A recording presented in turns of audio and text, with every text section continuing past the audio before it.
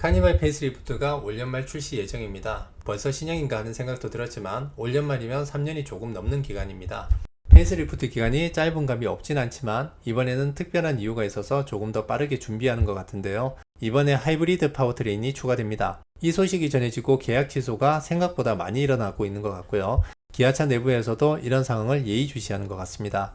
공식적으로 내려온 입장은 아니라고는 하지만 대리점에 내려보낸 안내문에 따르면 2.5 터보가 아니라 1.6 터보가 나온다는 것과 출시일은 12월과 1월 정도, 그리고 가격도 대폭 인상될 것이라고 했습니다. 하이브리드 모델을 기다리는 데는 여러가지 이유가 있겠지만 대부분 조용하면서 연비 좋은 차량을 원하기 때문이라고 생각됩니다. 이번에 출시되는 하이브리드가 디젤이나 가솔린보다 가성비가 좋을지 뒤에서 간단하게 살펴보도록 하고요. 먼저 디자인부터 살펴보면 3세대 때와는 다르게 이번에는 디자인이 상당히 많이 변하는 것을 확인할 수 있습니다. 3세대는 지금 보면 페이스리프트인지 아닌지 구분하기 어려울 정도인데요. 2세대까지는 MPV 이미지가 강했었는데 3세대로 넘어오면서 RV나 SUV에 가까운 디자인으로 호평을 받았습니다. 이때부터가 진정한 카니발의 전성기라고 말할 수 있는데요. 디자인이 워낙 인기가 좋아서 그릴과 램프만 조금 변경해서 페이스리프트로 내놨습니다. 이때까지 경쟁 차량이 없었기 때문에 그래도 굉장히 잘 팔렸습니다. 그런데 지금은 팰리세이드 같은 대형 SUV도 있고 산타페 풀체인지도 출시 예정이라서 그런지 이번에는 꽤 많이 변합니다. 현행 카니발은 그릴과 헤드램프가 얇고 길게 뻗어 있는 모습이라면 페이스리프트는 그릴도 더 커지고 세로형 헤드램프가 적용되면서 프론트 공간을 여백 없이 거의 꽉 채웠습니다. 그리고 리어 디자인을 보면 셀토스와 굉장히 유사해 보입니다.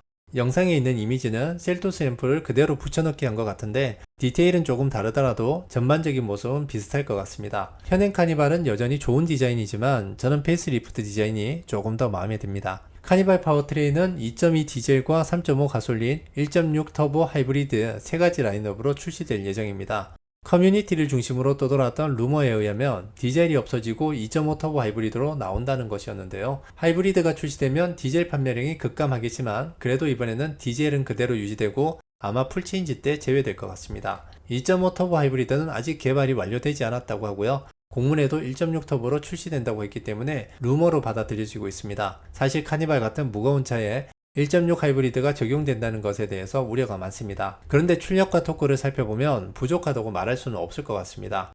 동일한 파워트레인을 사용하는 K8, 그랜저, 소렌토 모두 출력과 토크가 동일하기 때문에 카니발도 같을 것 같고요. 출력은 230마력에 토크 35.7kgm가 나옵니다. 출력은 디젤보다 높고 토크는 가솔린과 비슷하기 때문에 넘치지는 않지만 그렇다고 부족하지도 않을 것 같습니다.